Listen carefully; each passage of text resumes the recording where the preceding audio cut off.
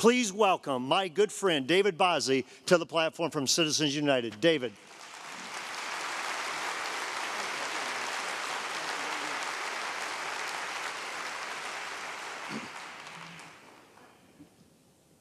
Wow, well, thank you all very much. I really appreciate that. It's really great to be here again at the FAMiLY Leadership Summit. First, I want to thank Bob Vanderplatz and his dedicated staff for putting on this very important and now annual summit where conservatives, that's right, I'm excited to already be here next year, where conservatives can come together and forge our faith and our values, which makes each of us stronger. And I'm proud to say Citizens United is celebrating our 25th anniversary this year. And we're blessed, thank you very much, and we're blessed to count Bob as one of our good friends. Bob is one of the top conservative leaders in our nation, and when he speaks about the future of the conservative movement, people around the country listen.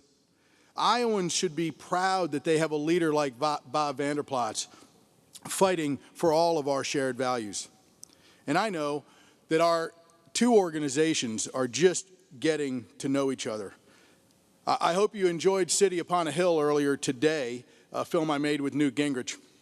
And last year, you had, at this conference, you had the opportunity to see our film, The Gift of Life, hosted by Mike Huckabee. We made this movie to bring you the inspiring stories of those affected by the scourge of abortion, as well as the leaders on the front lines fighting for the sanctity of life each and every day. From the moment of conception, it's a baby. It's a life. And Citizens United and Citizens United will continue to fight for the rights of the unborn, and we will never waver. I believe that we are actually winning this battle because we are convincing younger generations that abortion is not the answer the left tells you it is.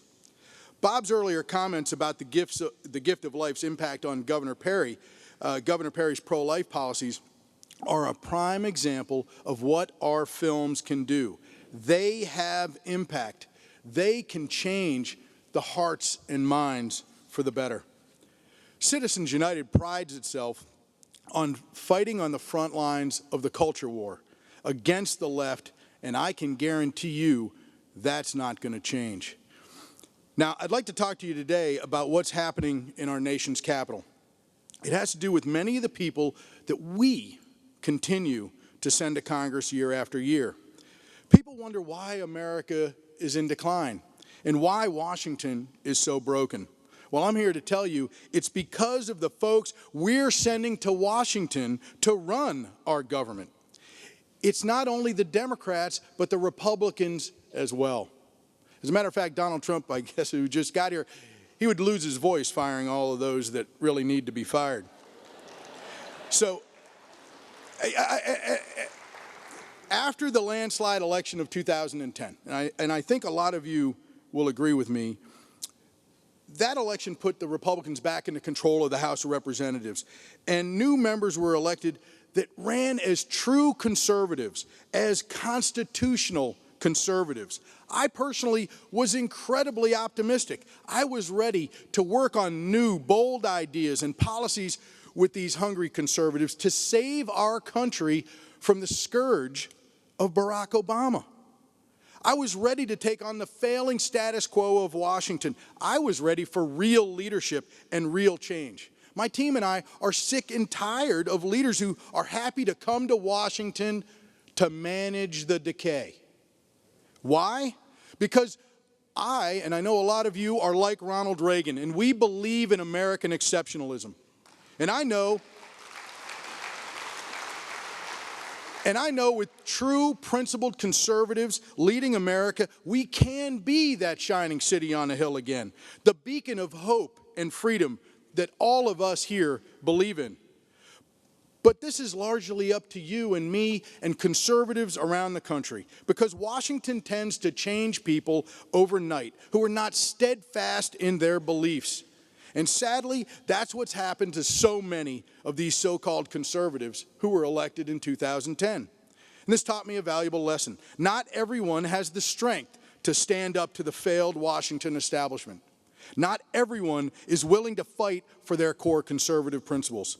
And that's why I'm so grateful for true conservatives in the U.S. Senate like Ted Cruz, who you just heard from, and Senator Rand Paul and Mike Lee, and in the House, leaders like Jim Jordan, Matt Salmon, and your very own Steve King.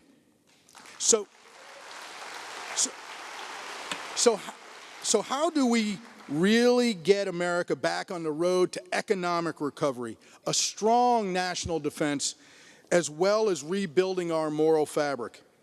Send more courageous conservatives to Congress.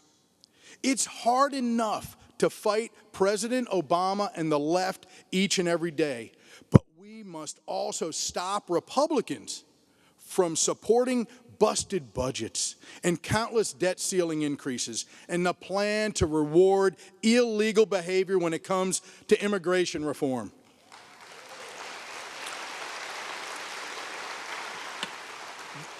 Those Republicans who reside in this rudderless wing of the party and who vote with them are no conservatives. Their decisions are made free of principle, with the deciding factor always on how they can cling on to their power. That's how America has gotten to where she is. Unsustainable debts, high unemployment, a stagnant economy, and members of Congress and their staffs exempting themselves from Obamacare. That's the problem, not the solution. Right now, and I know you've been hearing this, but right now Congress has a real opportunity to send a message to the conservative movement as well as all Americans with a call to defund Obamacare. Senator Mike Lee was right on when he said, defund it or you own it. If you fund it, you're for it. And despite what the Washington insiders will tell you, it is possible to defund Obamacare. No spending is ever truly on autopilot as Congress actually controls the purse strings. What Senator Lee is suggesting is that Congress fund all aspects of the government except Obamacare. Everything in the budget is negotiable, but Obamacare would become the line in the sand Republicans must not cross.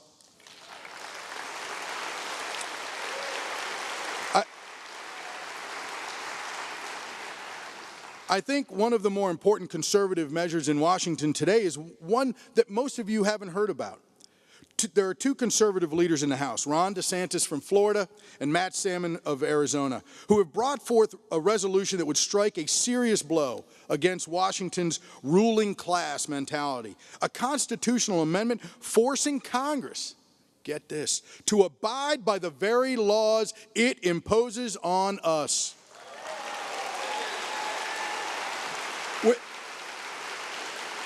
With Congress working overtime to exempt themselves and their staffs from Obamacare, this amendment couldn't come at a more opportune time. So tell your members to support this overdue amendment. Now, let me close with the fight within our own party on immigration. Conservatives have always been very clear. We need to actually build a border fence and enforce the existing immigration laws before there can be any agreement on so-called comprehensive immigration reform. The left, Obama and his leftists ignore this because it doesn't allow the elites in Washington and on Wall Street to achieve their longtime goal of amnesty without restraints. I think it would come as a surprise to millions of Americans just how little of the border fence has actually been built. Comprehensive immigration reform starts with securing the border first. You and I both know, with the growing terrorist threat lurking throughout the world, we cannot afford to have such a porous border. So as you can see, America is at a crossroads, and the conservative movement offers a clear alternative to the failed status quo in Washington. So, whether it's the failed leadership of Barack Obama or John Boehner, we must hold our leaders accountable. Now, I just want to leave you on a positive note, and I want to leave you with the wisdom of the great Jack Kemp.